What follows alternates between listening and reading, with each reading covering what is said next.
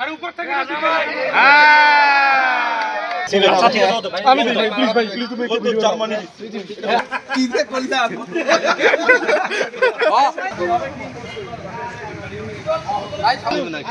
আর তোমরা দেখো এই যে পানি আছে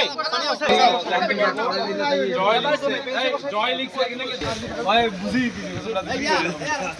ব্রাজিল ফ্যান বেজে সবথেকে হার্ডকোর ফ্যান অর্ণবাল আদিল থেকে আর্জেন্টিনায় আসা খেলা কোনোভাবে পছন্দ হয়নি এইজন্য আর উপর থেকে আমরা আশা ভাইকে দেখতে পাচ্ছি আশা জার্সিটা চেঞ্জ করো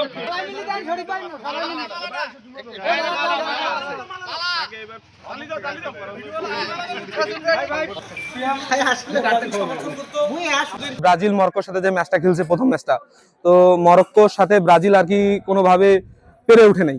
তাদের খেলার মধ্যে প্রচুর ভেদাল ছিল। ব্রাজিল যে আসলে খেলাটা খেলে তাদের খেলার মধ্যে সেই ছন্দটা নাই আসলে।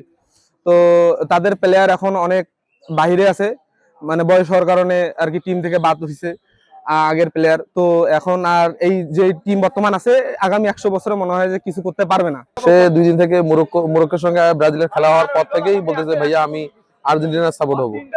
সেক্ষেত্রে আমি ওকে বলছিলাম যে ঠিক আছে, একটা অ্যারেঞ্জমেন্ট করে তোমাকে দুধ দিয়ে গোসল করে আমি তোমাকে আর্জেন্টিনার সাপোর্টার নিয়ে আসবো। যেহেতু আর্জেন্টিনা ডিফেন্ডিং চ্যাম্পিয়ন, সে এবারও আশা করতেছে আর্জেন্টিনা এবারও চ্যাম্পিয়ন হবে। 2002 সালে হচ্ছে ব্রাজিল লাস্ট বিশ্বকাপ পায় এবং তারপর থেকে আসলে কেউ কখনো দেখে না যে ব্রাজিল ফাইনালে উঠছে।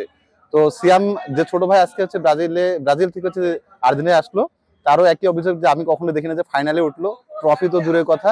এবং ব্রাজিলের যে বর্তমান যে খেলার অবস্থা, সেই খেলার দিক থেকে সে চিন্তা ভাবনা করতেছে যে আগামী 20 বছরেও যে ব্রাজিল কখনো ফাইনালে উঠবে কিনা, ট্রফি তো দূরের কথা। এই আশা থেকেই সে হচ্ছে ব্রাজিল থেকে আর্জেন্টিনায় আসলো।